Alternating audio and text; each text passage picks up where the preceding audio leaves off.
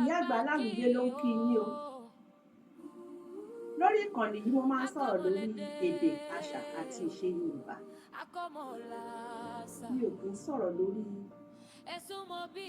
ìṣẹ̀lẹ̀ tó ṣẹlẹ̀ láwùjọ àbí lórí ọ̀rọ̀ tó ń lọ. Ṣùgbọ́n lónìí tí í ṣe àyájọ́ àwọn èwe Children's Day, mo ní ẹ̀dùn ọkàn púpọ̀ lónìí. Ọkàn mi sì bàjẹ́ gẹ́gẹ́ bí abiyamọ. Mo tún ní ìmọ̀lára gẹ́gẹ́ bí òṣìṣẹ́ fẹ̀yìntì. Olùkọ́ ni mí ní ìgbà kan. Mo ti ṣiṣẹ́ fún bí ọdún 5-10 ní ìpínlẹ̀ Èkó. Mo mọ ohun tí ó túmọ̀ sí wípé kí olùkọ́ múra láàárọ̀ kó lọ síbi iṣẹ́ kó má sì padà wá sílé. Mo mọ bí ó ṣe rí ní ọkàn. Láàárọ̀ yìí, òtútù abiyamọ ń mú mi. Nítorí wípé ó ní bí ọjọ́ 13 lónìí tí a ti kó àwọn ọmọ wẹ́wẹ́ kan ní ìgbèkùn ní agbègbè kan ní Ògbómọ̀ṣọ́. Àwọn ọmọ tó lé ní 40. A gbọ́ wípé ọmọ ọdún 2, ọmọ ọdún 3, kódà ọmọ ọdún kan ó wà láàrin wọn. Àwọn olùkọ́ bíi 7 la kó ní ìgbèkùn pẹ̀lú. Tí a sì rí fọ́nrán àfihàn bí wọ́n ṣe pa ìkan lára àwọn olùkọ́ yìí ní ìpa ìkànnà kan sí. Ó jẹ́ ohun tó bani nínú jẹ́ púpọ̀. Lónìí tí wá ṣe ọdún àwọn èwe, àyájọ́ àwọn èwe tí à ń ṣayẹyẹ fún àwọn ọmọ kan lónìí. Àwọn ọmọ kan má sì wà ní ìgbèkùn. Àwọn ọmọ kan má sì wà ní àhámọ́. Wọ́n máa wà ní àkàtà àwọn ajínigbé nínú òjò. Òtútù mú wọn, ebi ń pa wọ́n. Àsìkò òjò láwà yìí, ojoojúmọ́ lòjò ń rọ̀ nínú igbó tí kò sílé lórí wọn. Bí mo ṣe jí láàárọ̀ yìí, ara abiyamọ ká mi. Òtútù abiyamọ sì mú mi pẹ̀lú. Wípé lónìí inú àwọn òbí kò dùn rárá, wọ́n wà ní ipò ìbànújẹ́ láàárọ̀ yìí. Nítorí pé wọn ò rí àwọn ọmọ wọn. Bẹ́ẹ̀ ni àwọn ọmọ kan pàápàá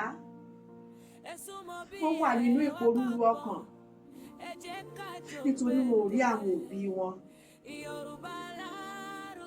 Ìṣẹ̀lẹ̀ náà jẹ́ ìṣẹ̀lẹ̀ tó bani lọ́kàn jẹ́ gidigidi. Láàárọ̀ yìí mo wá rawọ́ ẹ̀bẹ̀ sí gbogbo ẹ̀yin aláṣẹ, gbogbo ẹ̀yin tẹ́ dípò àṣẹ kan tàbí òmíràn mú. Látorí bàbá wa Bọ́lá Ahmed Tinubu, bàbá wa Ṣèyí Mákindé, gbogbo ẹni tó di ipò aláṣẹ mú pátápátá. Mo fi ìkúnlẹ̀ abiyamọ bẹ̀ gbogbo yín. Ẹ jọ̀ọ́ ẹ bá wa wá nǹkan ṣe sí i. Ká rí àwọn ọmọ yìí padà láàyè àti lálàáfíà. Mo fi àsìkò yìí kéde sí gbogbo abiyamọ. Gbogbo ìwọ tó ti fìgbà kan fi inú gbé oyún rí, tó ti fìgbà kan fún ọmọ lọ́yàn rí. Bóyá o bí ọmọ yìí fúnra rẹ̀ látojú ara ni tàbí wọ́n fi ọ̀bẹ gbé jáde nínú ẹ̀. Gbogbo ẹ̀dá tí a pè ní abiyamọ, ó pè yín ní wákàtí àsìkò yìí. Ẹ jẹ́ kí a pohùn pọ̀. Ẹ jẹ́ kí a pohùn pọ̀ kí a kégbe sí Elédùmarè. Kí gbogbo abiyamọ ayé pátápátá ká fi ìṣọ̀kan kégbe sókè. Kí àwọn abiyamọ òde ọ̀run kí wọ́n bá wa dá àwọn ọmọ yìí padà láyọ̀ àti àlàáfíà. Inú ìbànújẹ́ ọkàn ni àwọn òbí wọn wà. Àwọn ọmọ náà tó wà nínú ìbànújẹ́ ọkàn nítorí pé wọn ò rí òbí wọn.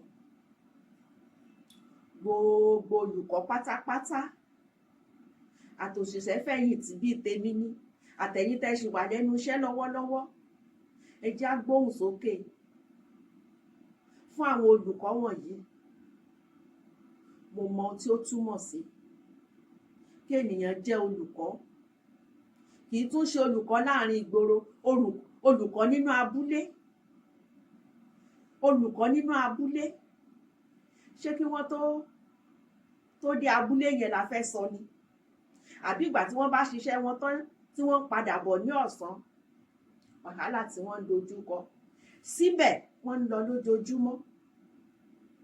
Ṣùgbọ́n lọ́jọ́ yìí wọ́n múra bí wọ́n ṣe é ṣe kí wọ́n lọ kí wọ́n padà. Àkàtà ajínigbé mọ̀ ni wọ́n parí ni wọ́n bára wọn. Mo rawọ́ ẹ̀bẹ̀ sí gbogbo ẹ̀yin abiyamọ pátápátápátá. Ìyàwó Olúrẹ̀mí Tinubu, ìyàwó Olúfúnkẹ́ Mákindé, gbogbo ẹ̀yin abiyamọ pátápátápátá tí ẹ wà ní ìjọba ni tàbí ẹ kò sí ní ìjọba ni, ẹ jẹ́ ká gbóhùn ẹ̀bẹ̀ sókè. Ẹ jẹ́ á gbàdúrà alábiyamọ.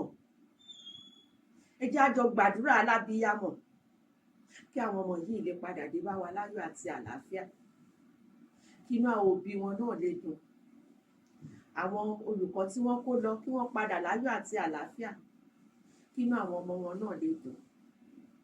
Mo mú wá bí ìmọ̀ràn ní o, gbogbo ẹ̀yin abiyamọ ayé. Mo mú wá bí ìmọ̀ràn ní o, gbogbo ẹ̀yin abiyamọ pátápátápátá. Ẹ jẹ́ ká jùmọ̀ gbóhùn sókè. Ẹ jẹ́ ká jọ gbàdúrà alábiyamọ. Kí Ọlọ́run nínú àánú rẹ̀ kó bá wa dá àwọn ọmọ yìí padà láyọ̀ àti àlàáfíà. Gbogbo ìwà abiyamọ tó bá mi rí fọ́nrán yìí, jọ̀wọ́ bá mi fi ránṣẹ́ sí alábiyamọ míì tó mọ̀. Ẹ jẹ́ ká jọ gbóhùn sókè. Mo ní ìgbàgbọ́ wípé Ọlọ́run alábiyamọ á dá àwọn ọmọ yìí padà ní ayọ̀ àti àlàáfíà.